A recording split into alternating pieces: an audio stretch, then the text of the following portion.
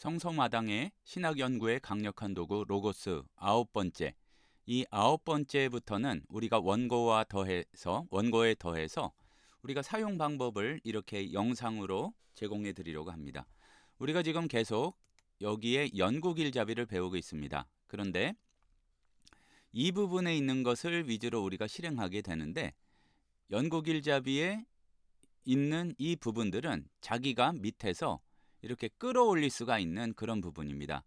예를 들어서 지금 설교 준비 길잡이가 아마 없는 분들도 있을 텐데, 그 경우에는 여기를 밑에 있는 거를 위로 이렇게 끌어올려서 그렇게 여기 말하자면 즐겨찾기에 추가할 수가 있다는 얘기죠.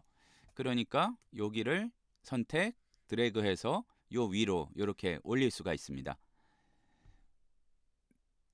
여기에서 조금 이렇게 내용들과 상황을 보자면, 지금 여기에 이렇게 아이콘들이 뒤에 배경이 육각형인 게 있고 이렇게 누운 것 같은 진행하는 오각형이 있는데, 육각형은 연구 길잡이고 여기 뭔가 진행되는 것 같은 거는 연구 과정 길잡이입니다. 이 중에서 오늘은 원문 주해에 대해서 한번 살펴보도록 하겠습니다. 원문 주해는 요 제목에서 볼 수 있듯이 원문을 주해하는 데 도움이 되는 각 섹션들을 이렇게 보여주는 것이다 보시면 되겠습니다. 섹션이라는 것은 사용자가 로고스에서 직접 찾지 않아도 자동으로 다양한 주제의 이러한 정보들을 정리해서 보여주는 이러한 부분을 말하죠.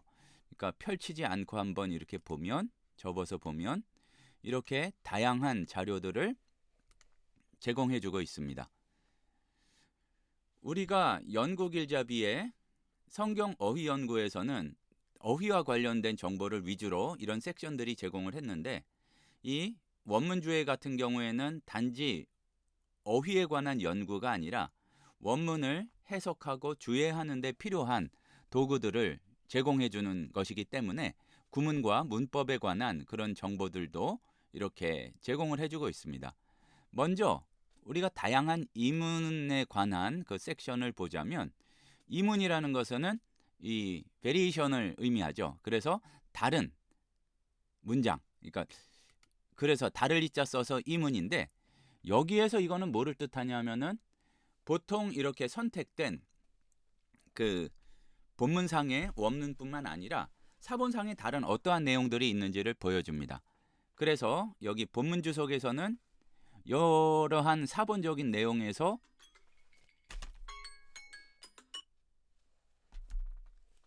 이 부분을 왜 택했나, 이제 그러한 것에 관한 본문 주석, 그리고 어떠한 점에 주목해야 되나, 거기에 대해서만, 그 본문상의 증거에 대해서만 이 제공해주는 이 본문 주석이 있고요.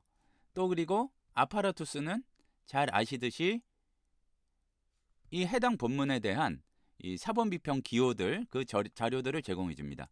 에디션이라는 것은 우리가 보통 보고 있는 원문 성경이 BHS, 베아에스나 신약 같은 경우에는 네스틀레 알란트 이제 그런 것들인데, 이런 사본들의 정보를 합쳐가지고 보여주는 편집본이라고 그렇게 이야기를 하는데, 이제 그런 것들을 나열해서 보여주는 겁니다. 그리고 요 밑에 우리가 사실은 도구의 번역 비교에서 역번 비교에서 봤던 마크가 있는데, 다양한 편집본들에 대해서 이제 이 부분들을 비교를 해주는 거죠. 이렇게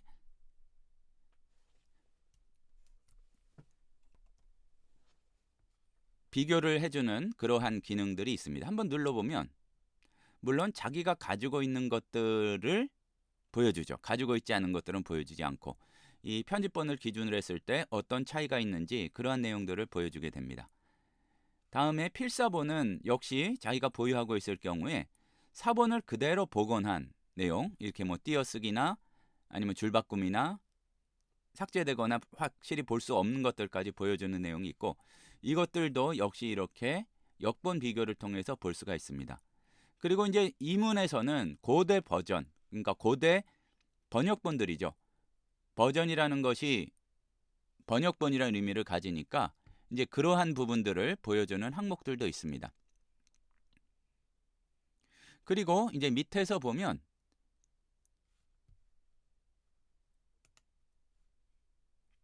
다양한 사본이 있을 수 있고요.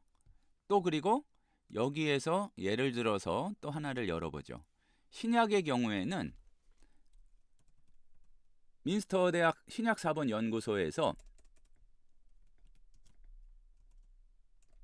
예를 들어서 3장 1절이다. 그러면은 여기에 대한 온라인 사본을 연결해서 볼 수 있는 그런 기능들도 있습니다.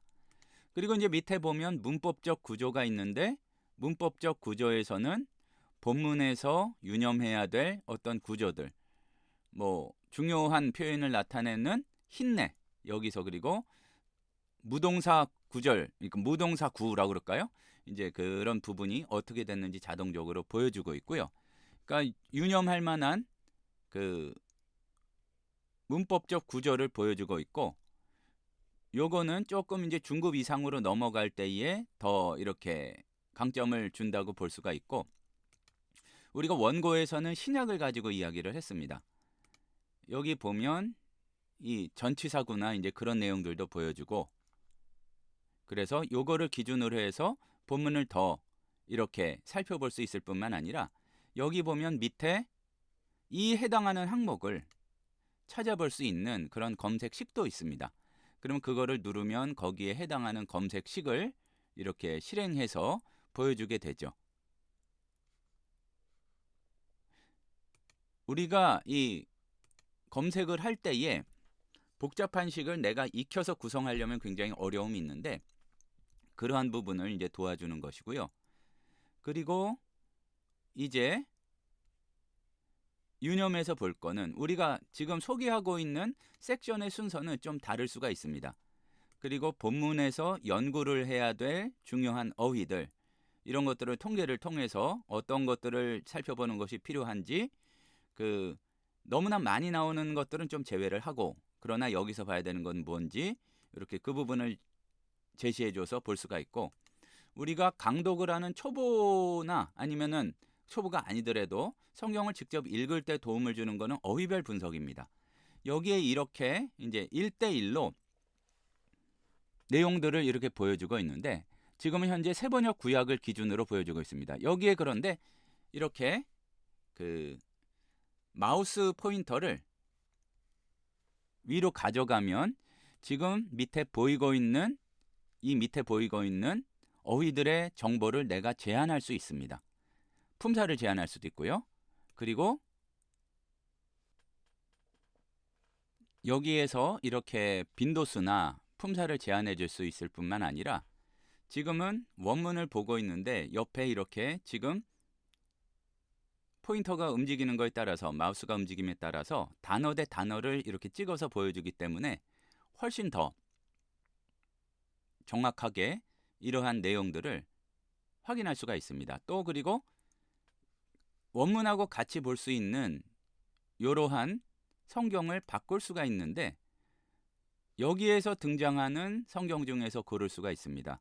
이것은 행간 정보를 가지고 있는 성경이기 때문에 전체 성경은 아니고 현재 이 강의를 촬영하는 중에는 한글 성경으로는 개역개정 4판과 세번역이 이 행간 정보를 가지고 있고요. 우리가 공부하게 될 때에 우리가 지난 호에서 살펴본 성경 어휘 연구에 관한 정보들도 보여주기 때문에 이렇게 하나하나 연구할 때에 큰 도움을 받을 수 있습니다. 그리고 우리가 보면은 이제 고대 문학이라는 그러한 항목이 있어요. 지금 너무 많은 정보들이 펼쳐졌기 때문에 조금 이걸 닫고 가면은요. 먼저 고대 문학을 보고 위로 올라오겠습니다. 고대 문학은 지금 창세기니까 그것과 관련돼서 참고할 수 있는 고대 근동 자료들, 이런 것들이 있으면은 여기에 나열이 되고 요 내용들도 이렇게 참고를 해서 볼 수가 있는데 교부문헌이나 기타 외경이나 그것과 관련된 내용들도 이렇게 함께 볼 수가 있습니다. 물론 이 자료들을 본인들이 가지고 있을 때에 이제 그 내용들을 우리가 확인할 수가 있겠죠. 또 그리고 여기에서 이제 자료별 원형 검색 같은 경우는 창세기 1장에 나오는 단어들 중에서 본문에 나오는 이 단어는 하고서 그것에 대해서 주석에서 뭔가 설명을 하고 있을 때에 그 부분을 찾아서 주는 부분입니다. 그러니까 여기를 보면 창세기 1장의 이 부분에서 이제 에레츠를 다루고 있는 그 부분을 이렇게 여기에서 찾아서 보여주고 있는 거죠. 그러니까 어떤 주석과 같은 자료에서 단어를 중심으로 이렇게 찾아서 보여주고 있기 때문에 훨씬 더 우리가 전문적인 쪽으로 가게 되는 큰 도움이 된다고 볼 수가 있겠습니다. 또 그리고 우리가 다음에 볼 수 있는 것은 문법이나 이제 시각화 자료들을 이렇게 보면 되겠습니다. 여기 보면 각 문법의 분과들이 있고 또 그것이 창세기 1장을 다룰 때에 이야기되고 있는 것을 볼 수가 있는데 여기 보면 구문을 다루면서 창세기 1장 1절이 이렇게 나온 경우가 있어요. 여기가 어디가 있냐 하면 이렇게 나온 경우에서 뭐를 설명해서 나왔냐, 자기가 문법과 구문에 관한 자료가 많을수록 거기에 대해서 이렇게 보여주고 있는데 이제 완료를 설명하면서 거기에 관한 내용들을 이렇게 보여주고 있습니다. 그냥 기본적인 정규적인 완료가 나온 형태를 보면서 이제 나와주고 있는데 여기에서 뭐 형태론, 의문론 이제 거기 가는 걸 볼 수가 있고, 자 여기에서 요거를 눌러주면 뭐가 되냐 하면은 요거를 보고서 검색하는 방법을 유의 깊게 이렇게 익혀둘 수도 있어요. 그러니까 창세기 1장에 나온 문법에 관한 내용들, 모든 문법이라고 돼 있죠. 이제 주목할 만한 문법에 관한 내용들을 찾는 그런 검색식을 자동으로 실행을 해줍니다.